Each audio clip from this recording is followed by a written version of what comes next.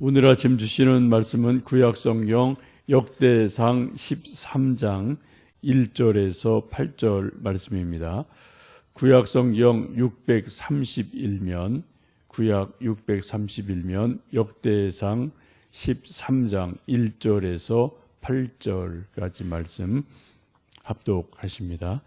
다윗이 천부장과 백부장 곧 모든 지휘관과 더불어 의논하고 다윗이 이스라엘의 온 회중에게 이르되 만일 너희가 좋게 여기고 또 우리의 하나님 여호와께로 말미암았으면 우리가 이스라엘 온 땅에 남아있는 우리 형제와 또 초원에 딸린 성읍에 사는 제사장과 레위 사람에게 전령을 보내 그들을 우리에게로 모이게 하고 우리가 우리 하나님의 궤를 우리에게로 옮겨오자. 사울 때에는 우리가 궤 앞에서 묻지 아니하였느니라 하매 뭇 백성의 눈이 이 일을 좋게 여김으로 온 회중이 그대로 행하겠다 한지라. 이에 다윗이 애굽의 시올 세네부터 하맛 어기까지 온 이스라엘을 불러 모으고 기럇 여아림에서부터 여호와의 궤를 메오고자 할세. 다윗이 온 이스라엘을 거느리고 바알라 곧 유다에 속한 기럇 여아림에 올라가서 여호와 하나님의 궤를 메오려 하니 이는 여호와께서 두 그룹 사이에 계심으로 그러한 이름으로 일컬음을 받았더라.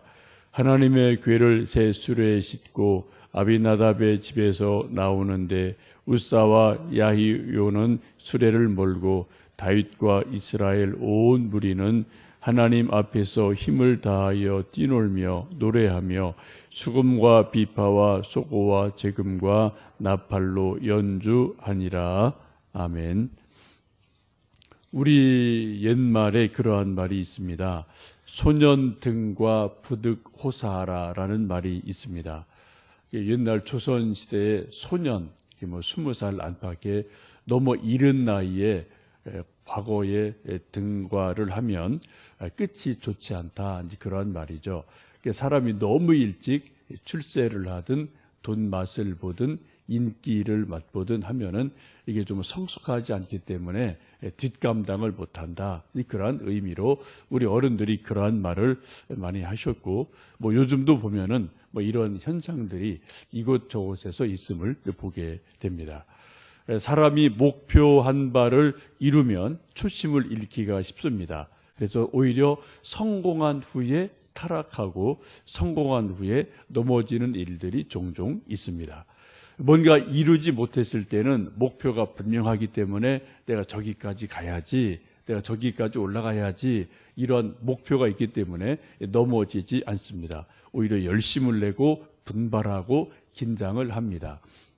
근데 어떤 목표 지점에 딱 도달하면은 긴장이 좀 풀리고 느슨해지고 방만하기 때문에 초심을 잃어버리고 넘어질 때가 많습니다.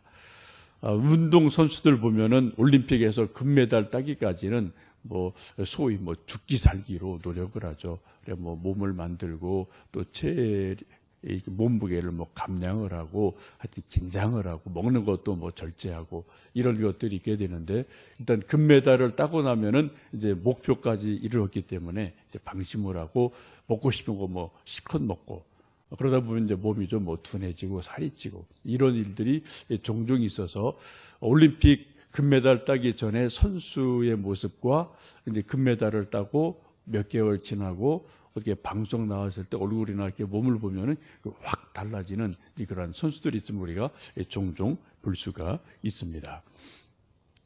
다윗이 통일 왕국의 왕이 되었습니다. 이제 인간적으로 목표를 다 이루었습니다. 대권, 왕의 권한을 가지게 되었습니다. 이제 세상적으로 또 인간적으로 더 이상의 목표가 없어요. 그런데 다윗이 훌륭한 것은 세상 권력이 그에게 최종 목적이 아니었다는 것을 보게 됩니다. 그에게 더 중요하고 더 높은 목표가 있는데 그것은 세상의 권력, 왕권이 아니라 바로 하나님 자신, 하나님 이름을 높여드리는 것, 이것이 다윗에게 더 높은 목표였음을 보게 됩니다. 우리 13장 1절에서 4절까지 말씀 다시 한번 읽어보십니다. 다윗이 천부장과 백부장 곧 모든 지휘관과 더불어 의논하고 다윗이 이스라엘의 온 회중에게 이르되 만일 너희가 좋게 여기고 또 우리의 하나님 여호와께로 말미암았으면 우리가 이스라엘 온 땅에 남아있는 우리 형제와 또 저원에 딸린 성읍에 사는 제사장과 레위 사람에게 전령을 보내 그들을 우리에게로 모이게 하고 우리가 우리 하나님의 궤를 우리에게로 옮겨오자. 사울 때에는 우리가 궤 앞에서 묻지 아니하였느니라 하매 뭇 백성의 눈이 이 일을 좋게 여김으로 온 회중이 그대로 행하겠다 한지라. 다윗이 왕이 되고 어느 정도 왕권이 강화가 되고 정부를 조직하고 나라가 조금 기틀을 잡자 한 일이 무엇입니까? 천부장, 백부장, 백성의 모든 지도자들을 다 모아놓고 회의를 하죠. 그 회의의 주제가 무엇입니까? 내 이름을 얼마나 높일 거냐, 궁궐을 얼마나 크게 질 거냐, 이런 문제가 주제가 아니었습니다. 오늘 모든 지도자들을 모아놓고 회의를 한 주제는 우리가 하나님 이름을 어떻게 하면은 더 높일 수 있겠느냐라는 주제를 가지고 지금 여러 가지 리더들을 모아놓고 회의를 하게 됩니다. 그 전까지는 하나님의 법궤가 예루살렘 성 외곽에 있는 기럇 여아림이라는 곳에 좀 방치가 되어 있었어요. 또 사울 왕 때도 그 궤를 그렇게 소중하게 여기지 않고 그냥 뭐 있는 둥 마는 둥 그냥 방치가 되어 있었음을 보게 됩니다. 사울이 전쟁을 하고 여러 가지 일이 있을 때도 하나님의 법궤 앞에 질문하지 않았습니다. 기도하지 않았습니다. 그래서 하나님의 진노를 샀죠. 우리 엊그제 말씀 보셨듯이 10장 14절 말씀을 보시면 사울이 죽게 된 결정적인 이유가 하나님 앞에 사울이 묻지 않았다. 법궤가 있었고 하나님의 임재가 분명히 있었지만 그 하나님 임재 앞에 법궤 앞에 내가 전쟁 나가서 어떻게 할까요? 붙잡고 오히려 어떻게 해요?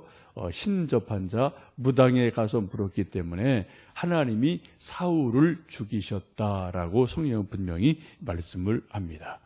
그런데 지금 다윗이 하는 말이 뭡니까? 사울 왕은 그렇게 했지만 우리는 그렇게 해서는 안 되겠다. 우리 하나님의 법궤를 잘 모시자. 그런 주제를 가지고 온 백성의 지도자들을 모아놓고 의견을 구하고 지혜를 구하는 것을 보게 됩니다. 바로 다윗의 훌륭한 점, 다윗이 탁월한 점이 여기에 있습니다. 자기 이름을 높이고 자기 권력을 더 강화하기 위해서 지도자들을 모아놓고 회의를 하는 것이 아니라 정말 어떻게 하면은 하나님 이름을 더 높여드릴까 그런 순수한 믿음과 마음이 있어서 그러한 주제로 회의를 하게 됩니다. 여기서 바로 사울 왕과 다윗 왕의 결정적인 차이점이 있게 됩니다. 사울 왕은 이 말씀을 쭉 보시면은 만왕의 왕이신 하나님을 우습게 여기는 일들이 아주 많이 있습니다. 사무엘상 보시면 거의 전체가 사울 왕에 대한 말씀이고요. 지금 우리가 읽고 있는 역대상의 말씀은 거의 대부분이 다윗에 대한 말씀이에요. 근데 그 내용이 상당히 많습니다. 사무엘상도 상당히 많고 이 역대상도 29장까지 계속 다윗 이야기가 이어지거든요. 근데 그 흐름이 완연하게 달라요. 사울 왕을 기록하고 있는 사무엘상을 보면 사울이 어떻게 하나님에게 불순종했는가, 어떻게 하나님께 점점 멀어져 가나, 이런 것을 계속 아주 세세하게 기록하는 것이 사무엘상이라면 지금 우리가 읽고 있는 역대상의 말씀은 그 반대로 다윗이 어떻게 하나님을 더 잘 섬기려고 애를 썼는가, 어떻게 하나님께 좀 더 가까이 가려고 어떻게 애를 썼는가, 이런 것들을 여러 가지 사건과 사례를 통해서 말씀하고 있음을 보게 됩니다. 그래서 그래프로 말한다면은 사무엘상은 위에서 자꾸만 밑으로 내려가는 그래프죠. 그런데 이 역대상은 밑에서 자꾸 점점 위로 올라가는 그러한 그래프를 그리고 있는 모습이다. 그렇게 보시면 좋겠습니다. 사무엘상을 보시면 사울이 왕이 되고 나서 처음 한두 번은 반짝 하나님을 찾았어요. 근데 그 이후에는 계속해서 하나님 말씀을 어기고 하나님보다 점점 멀어져 갑니다. 사무엘이 하나님 말씀을 계속 전해주죠. 아말렉 싸웠을 때 다 진멸해라, 다 죽여라. 근데 왕도 살려놓고요. 그리고 살찐 소는 다 살려놓고 좀 병들고 약한 거는 다 죽이고, 또 하나님께 영광 돌리기보다는 자기 이름을 위해서 큰 돌비를 세워놓고, 이런 일이 점점 일어나거든요. 하나님의 왕권을 넘어서는 그러한 일들이 점점 일어납니다. 반면에 다윗을 보면 어떤 경우도 하나님의 왕권을 넘어가지를 않습니다. 하나님이 선 놓으신 것을 절대로 어떤 경우도 그 선을 다윗은 넘어가지를 않아요. 이것이 바로 이제 사울과 다윗의 결정적인 차이점이 되는데, 일례로 사울이 다윗을 죽이려고 얼마나 쫓아다닙니까? 10여 년 그렇게 하거든요. 그때 여러 번 기회에 다윗이 사울을 죽이려면 죽일 수 있는 여러 번 기회가 있었어요. 그럼에도 불구하고 하나님께서 기름 부음 받은 자라는 것을 알기에, 하나님의 권위가 있음을 알기에 옷자락만 살짝 베지 직접 사울 왕을 죽이지 않거든요. 그 옷을 베고 나서도 마음이 아파서 회개를 하는 모습이 이 다윗의 모습인 것을 보게 됩니다. 바로 다윗이 장수하고 왕권을 오래 가지고 갈 수 있는 비결, 그것은 다른 데 있지 않고 만왕의 왕이신 하나님의 권위를 인정했을 때 그 하나님이 또 다윗을 인정하셔서 그의 왕조를 오래도록 만들어 주시는 것을 보게 됩니다. 지금 다윗이 왕이 되고 정부가 안정된 다음에 백성들과 지도자들을 다 모아놓고 하는 그 회의 내용이 바로 그거죠. 왕권을 강화하고 싶다. 궁궐을 새로 짓고 싶다. 내 이름을 더 높이 만들고 싶다. 그런 주제가 아니라 우리가 어떻게 하면은 하나님을 더 잘 믿을 수 있겠느냐, 어떻게 하면 하나님을 더 잘 섬길 수 있겠느냐, 그러한 주제를 가지고 전 백성의 의견을 모으고 지혜를 모으는 모습을 보게 됩니다. 참 아름답고 귀한 모습임에 틀림이 없습니다. 여러분, 좀 이런 고민이 우리 개인도 있었으면 좋겠어요. 내가 알고 있는 어떤 지식, 경험, 능력 이런 것을 다 모아서 내가 어떻게 하면 하나님을 더 높여드릴 수 있을까? 우리 가정도, 우리 교회도, 더 나아가서 우리 한국이라는 나라 전체가 우리에게 주신 은혜가 참으로 큰데, 어떻게 하면 우리 민족이 하나님 이름을 더 높일 수 있을까?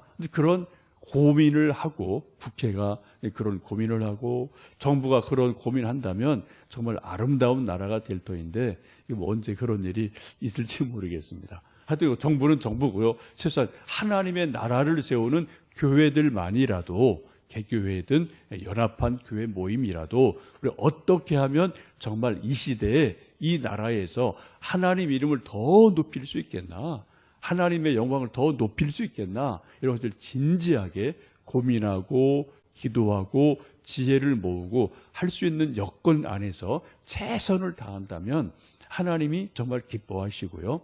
하나님이 가만히 계시겠어요? 그런 마음을 갖는 모든 인생들에게 하늘의 문을 활짝 여시고 하나님께서 즐거운 마음으로 우리에게 복을 주실 줄로 믿습니다. 우리가 복을 받기 위해서 하는 건 아니에요. 그렇죠? 우리 하나님 그분이 마땅히 그러한 영광을 받으시기에 합당한 분위기에 우리 인생들이 우리에게 주신 은혜를 가지고 하나님 이름을 더 높여드리는 것이 이게 마땅하다는 거죠. 이런 마땅한 일을 함에도 불구하고 하나님은 참으로 좋으신 분이어서 그러한 마땅한 일을 하는 우리를 또 귀히 여기셔서 또 하나님이 더 은혜를 주시는 것이 하나님이기도 한 것을 봅니다. 이제 그러한 일이 바로 다윗에게는 외가 기럇 여아림이라는 곳에 방치되어 있던 하나님의 법궤를 어떻게 새로 수도를 만든 예루살렘으로 모셔오느냐, 이런 일로 지금 나타나는 것을 지금 13장 말씀에서 볼 수가 있습니다. 지금 사울 왕 때는 하나님의 법궤가 저쪽 산골에 방치되어 있었어요. 하나님이 멀리 계셨어요. 근데 지금 다윗은 어떻게 해요? 그 멀리 방치되어 있던 하나님의 법궤를 자기의 새로운 수도인 예루살렘 안으로 중심부로 모시고 오려고 하는 그러한 노력을 하는 것을 보게 됩니다. 여러분, 우리가 믿음 생활을 다 하는데요. 믿음이 뭘까요? 또 신앙이 뭘까요? 이 말씀을 보면 아주 심플합니다. 하나님이 내 인생의, 내 마음의, 영혼의 중심에 계시느냐, 아니면 저쪽 외곽에 계시느냐, 이거예요. 그렇죠? 우리가 뭐 늘 하나님을 우리 마음에 모시기는 힘든 우리 연약함이 있습니다만, 어쨌든 우리 인생에, 우리 생각 중에, 우리 마음 속에 늘 내 마음의 중심에 하나님을 모시고 말씀을 모시고 사느냐, 아니면 하나님은 그냥 저쪽 변두리 계셔서 늘 그냥 후순위, 내가 시간이 있고 여유 있고 좀 이럴 때 그냥 가끔 하나님 생각하는 그런 하나님이냐, 아니면 정말 늘 내 마음 중심에 계시고 내게 가장 소중한 최우선이냐라는 것이 믿음인 것을 봅니다. 그래서 예수님도 마태복음 6장에 그런 말씀하지 않습니까? 너희는 먼저 그의 나라와 그의 의를 구하라. 그리하면 이 모든 것을 너희에게 더하신다라고 말씀합니다. 다윗이 지은 시편 가운데 16편 말씀이 있는데 그 시편 16편 말씀을 쭉 읽어보시면 아주 대단한 다윗의 신앙 고백이 있는 말씀인데요. 그 시편 16편 중간에 그러한 말씀이 있습니다. 내가 내 하나님을 내 앞에 모심이여 그가 나를 오른쪽에서 붙들어 주시리로다. 그런 말씀이 있어요. 다윗이 하나님의 은혜를 깨닫고 다시 고백하는 말씀이 뭐냐? 내가 하나님을 항상 내 앞에 모시겠습니다. 이게 믿음이에요. 이게 하나님을 옆에, 하나님 저 뒤에 모시는 게 아니라 항상 내 앞에 하나님을 모시겠습니다. 이것이 믿음이기도 합니다. 바로 그런 모습이 지금 역대상 13장에 하나님의 법궤를 모시는 것으로 구체적으로 나오는 것을 볼 수가 있겠습니다. 이 아침 새벽을 깨우는 여러분, 우리 모두 다 하나님을 항상 내 앞에 모시겠습니다. 그런 믿음이 있기에 하루를 시작하시면서 이 아침 또 하나님 앞에 나와 찬송 부르고 말씀을 묵상하고 기도를 합니다. 다윗의 마음처럼 하나님을 항상 내 앞에 모시는 삶, 그러한 고백, 이런 것이 있어서 하나님께 영광을 돌리고 또 우리에게 주실 은혜를 누리는 복된 삶이 매일매일 반복되시기를 간절히 원합니다. 함께 기도하시겠습니다.